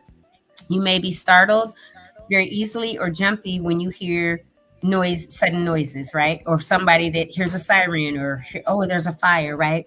You may feel like you have no control over your life. You may feel depressed often, and you may have anxiety or anxiety attacks regularly. So those are some of the signs and the symptoms that I have in here. And one of the things that I thought was really important to put in my book is that a PTSD diagnosis does not mean that someone is crazy or harmful to you or others, because it's a very hurtful stigma and a myth, and I have that in here. It can become a very disruptive force in your life if you're not aware of it, or that you may be affected by it, and it can control your entire life if you go untreated. So that's just some little things off of a couple pages. But again, that's you can bring the girls in if you want. That's just something that I put because, again, for someone that doesn't understand and may deal with someone in their family or a friend or see some symptoms or whatever, it's a good resource if anybody, wants it. But you can, like I said, get it from me locally because I have it. So they don't have to go and order it. Well, shoot. This is a powerful conversation. It went in a direction we didn't plan on it, but that's the beauty of Altadena Talks. It's an organic conversation that can go where it needs to go. And I obviously this is where it needed to go today. So, Tony, Yeah. I thank you for sharing your details of your life Breathe in again. and out a little bit now. Yeah, yeah, Yeah, no problem. yeah. If it Now, helps somebody else, it's worth the share. I'm sure it will. Absolutely. So, and woosah, woosah. Exactly. and B is back. So Come back, I'm me. still here. I'm I still no, know. here. I know, but So, we're an B, hour and do 40 you minutes in. think Go ahead. that anything you heard from me, and I know next time I see you, I'm gonna just put some of these in the car. Do you think that it even helped you, or you saw some things, Brian, that you want to go and talk to somebody about potentially? Did you recognize any things I read from in here about? Oh, I definitely need to go talk to somebody. I just haven't found the time to do it. I know that you just. I remember my roommate did therapy sessions through teletherapy, and I might end up exploring that aspect of it. So let me just say But this to you: this you one, should this be your first priority. well, that's what I'm doing. Sunday Okay. through Friday, I'm going to Vegas. Not to go out and hang out. I just want to sleep. Okay. I just want to just sleep when I want to sleep and wake up, get on the computer, do some work, go down to the jacuzzi, get in that, come back up and go to sleep again. That's going to be my week. We tend to prioritize everybody and everything else, and we put ourselves on the back burner. So Uh, you need to go talk to somebody. I know you do this show as part of your therapy, but there are places down at the Paseo. I think if they're still there or whatever we announce, you can walk there from our mm, office and go talk to somebody. So my encouragement to you is when you get back after your Vegas woosah time, go and mm, do that because you're worth it and you deserve to have someone to sit down and talk to. Because if not, that trauma will just hold in every part of your body. And next thing you know, you got an ache here or something here. You're snapping on people. You're not releasing some of that. And yes, I have experienced it. Right. And so, yes, good, Marcus. Yeah, there are therapy apps, and I'm not talking about talk to Chat GPT for therapy, but there are actual like therapy apps. No, who because there are does people that that? do that. There are people that do it. I know people. I used to work with some folks that they talk to Chat all the time, and there are kids that have done it, and Chat told them kill themselves, and they have teenagers and stuff. Shit, But Gemini has been putting out commercials about having conversations they about their do. personal life. Get out of here. It is absolutely insane to me. But there are professionals that are trained to help with that. So, Brian and anybody else, you're worth it. Make the time. Uh, it could be an hour that you go sit and talk to somebody, but that can be a meaningful hour that could change your life. And we are always available to people and all kinds of other things, whether it's a job, whether it's this podcast, whether it's our children, whatever it is. And we put ourselves last. And mothers always do it because we're raising kids and all that. But even as men, and especially black men in our society, don't take that step. It's always kind of been a stigma and all this. We need to really hold on. Here comes another call from LACC. Hold on one second. Hello. Yeah, I've been, you know, the problem I have is when people ask me how I'm doing, they're not prepared for the answer. And I don't think they're really ready to listen. So, of course, as a man, what you say is, I'm fine, I'm good, I'm whatever, just to move past that because they're never going to be ready. Like, if you ask me, if I ask you how you doing and you go into this breakdown situation, I'm going to sit there and just listen because that's what you want. I don't get That's that. what they need. I get the rolling of the eyes. I get the distraction over here. I get the looking at the phone, from the people that I'm talking to that ask me the same exact question but don't want to hear it. So I don't say anything to anyone. I just keep it to myself and keep quiet. And that's the But wrong thing to do. So Well, you got to find that person that you can talk to and get that out. And if it's not, a lot of times I just don't even want anybody to say nothing. I just need to get it out, and I just need you to lend your ear for 20 minutes. That's pretty much it. all right, well, here. No, I ain't talking about it now. No. And I didn't mean about now. I didn't mean about now, but you can call me. But even on top of that, Brian, walk down the street to that spot or call the person where you could do a free and text me that information. Okay, and get your info and get it so you can talk to somebody. There's sometimes you can text your therapist and be like, "Hey, I really need to talk right now," right? And they could do a quick call or whatever, or telehealth. Everybody has telehealth now. So don't allow yourself to be put on the back burner anymore because it's not healthy. It's not good for you at all. It's not good for any of us. And now that, when we were growing up, it was a stigma to go to therapy, especially in Black families, right? It was, oh, you need to pray or whatever, right? Well, I believe I got that a lot. I believe in prayer and therapy together. It has saved my life. So, yeah, do everything that you can for you. And if it means I'll get out here middle of the day, y'all don't know, I'll put this hair up and put a bonnet or whatever on, and I'll go sit in the jacuzzi if I'm stressed out. That's why when I got my house, I built that deck and put a jacuzzi back there because that's therapeutic for me. And I can, my phone, I'll turn on music on my phone because the speaker's in it, and I'll veg out for an hour or so in the jacuzzi. I'll get out shriveled, but by the time I'm done being in it for an hour and a half, I'm like, all right, I can go. Right? You're looking a little prunish. Right, I'm like prunish, but I'm gonna go because that's a quick one. And then I have this other little not machine, but this game that throws these darts. Remember, Brian, you saw it? It's like this hatchet that I found at Costco for $75. When I'm pissed off, sometimes I go out there and throw all 8 of them hatchets, get them, go do them again. But you got to have a quick outlet. And then when I need to talk to my therapist, I'm making a call. And the VA has them almost on 24-hour standby for us if we need to, right? And there's a hotline. But there's all kinds. We have an app. There's an app for veterans. There's a PTSD app, and there's a woman's PTSD app now. And so I do have so many resources available to me, and I'm thankful. But the resources are out there. You're absolutely a zillion% worth it.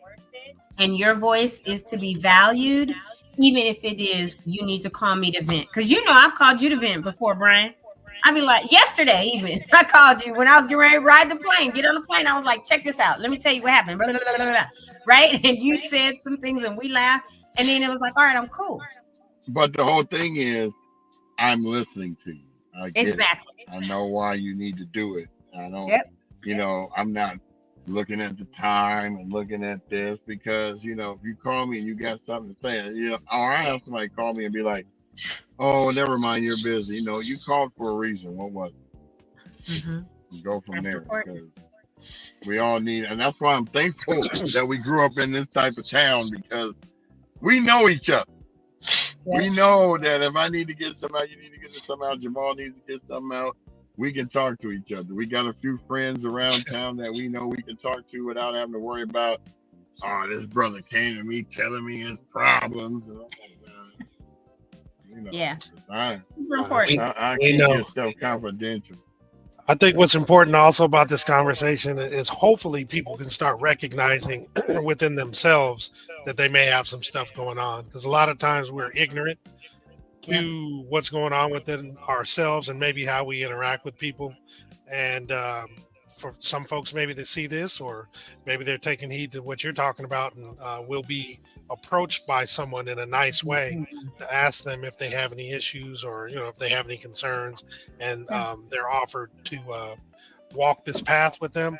Hopefully they can actually start that acknowledgement phase. And then when they start going to therapy, then even more will be revealed and healed, which is a good thing.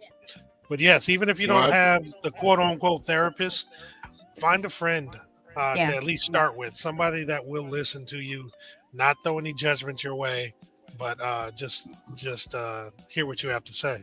Yeah, I'm looking behind you too, B. Like, who is that walking up on you? On the side, right? Yeah.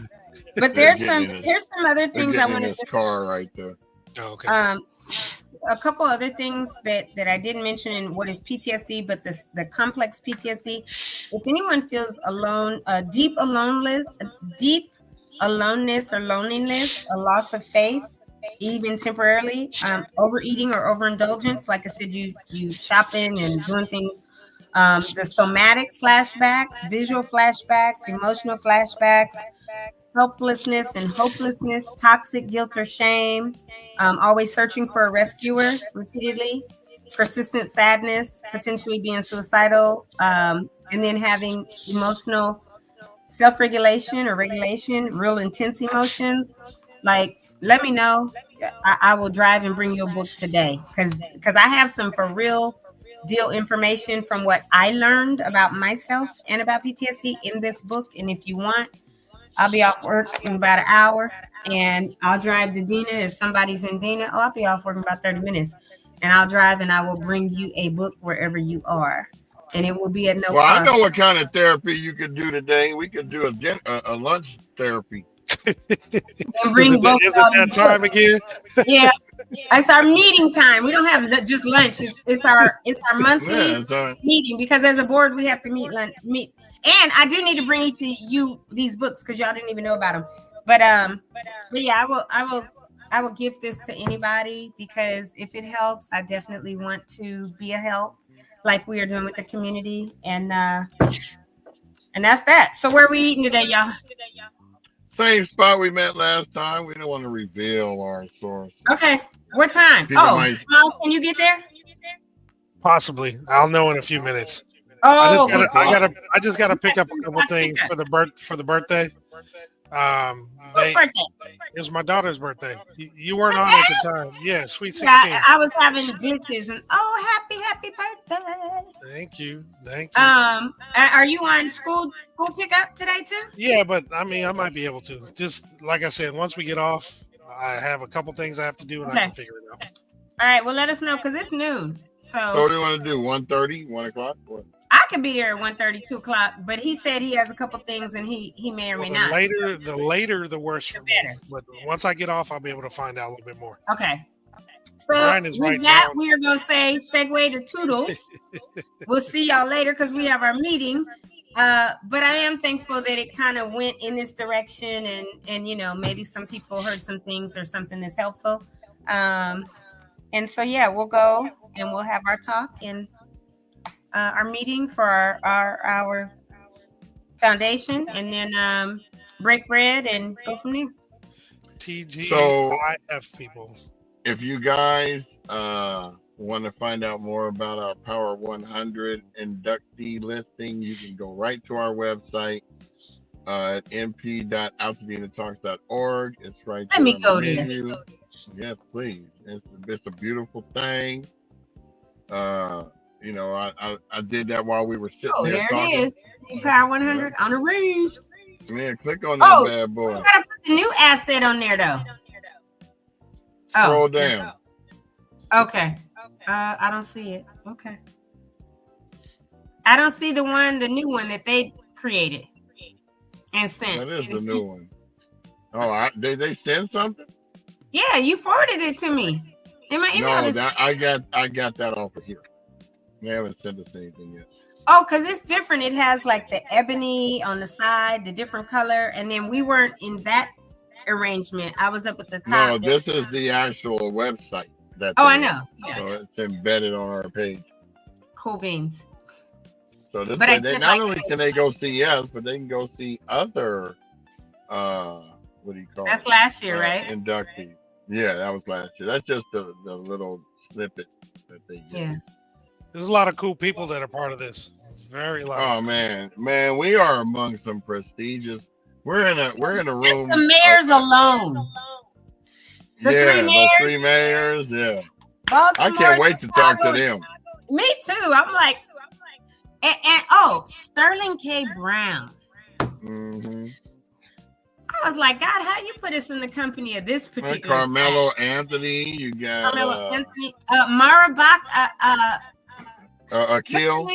Akil. I'm like, we are in a really amazing class, and yeah, I know her sister.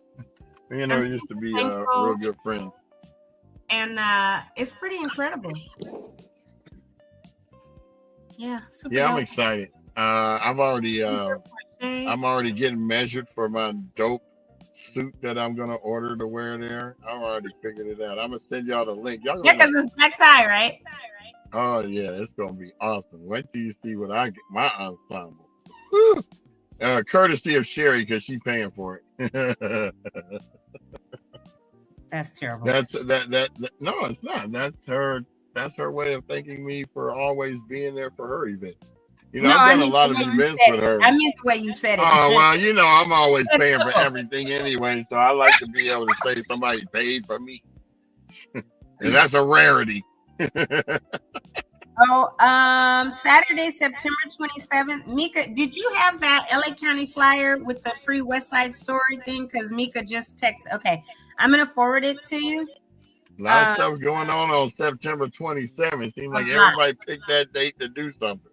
They did. So Mika from Loma Alta Park, she just said, "Hey Tony, attaches the LA County Parks Community Meeting flyer and LA Opera flyer at Loma Alta Park. Please share with the community. Thanks." So I just sent it. What time is that? It is. Doesn't say. It says free and open to all ages. Saturday, September 27th, Loma Alta Park. RSVP for a free event at the park. It's West Side Story. You know, they're doing it like a movie in the park. Bring your chairs Yeah, and all because that. the block party is from 3 to 7 that same day. That's what I was trying to figure out what Yeah, time. it says pack a picnic and lawn chairs for opera, outdoors, live in high def on the stage. But it literally on this flyer doesn't have a time. Yeah, Maybe you it better does if text you go it to the before you QR send code. it out. No, it probably when Yeah. you go to the QR code or the website, which is laopera.org/opera in the park, it's probably there a time. But it's also obviously going to be when it's dark because it's going to be a screen. I don't know. Don't give me the No, line. they can show it during the day. Yeah, that's Because true. when the pandemic happened and the Rose Bowl had their Yeah. drive up movie thing, it was during the day. Oh, it's at 4:30. So it Yeah. says on the website, it says pre-show activities begin at 4:30. The broadcast begins at 7:30 p.m. So it is at Oh, night. that's actually perfect because the block party's over at 7. So go there, laopera.org /opera in the park, and you can RSVP there right now. Remember, we always ask these questions because we have to appear at these things too. So we don't want to have an overlap. RSVP now because I want to take my parents. They would love that. I'm going to see how many I could RSVP for, if it's just one or what. But yeah. Thank you, Jamal, for bringing that up. So everyone have an amazing day and weekend. See you all at some point somewhere. And we'll see you guys in about an hour and a half. Yeah, and then tomorrow, it lets you do up to 8. I'm going to do 8, and then that'll cover us, and if we got some Good. more. That'd be perfect. Okay, cool beans. All we'll right. just be breaking down the table, so that'd be perfect. You can head up there and get situated. Yep. You got to bring your own chairs, right? So I'll make sure I bring a couple of chairs. Yep. Definitely. All right. Well, I will talk to you guys later or see you later. And everybody have a great weekend. See you maybe at some events. And if I see you out and I have books and you want one, let me know. Jamal, you have the con. Yeah, I know. I got it. TGI Friday, y'all. Have a great weekend. Till Monday. Peace. Woo-hoo!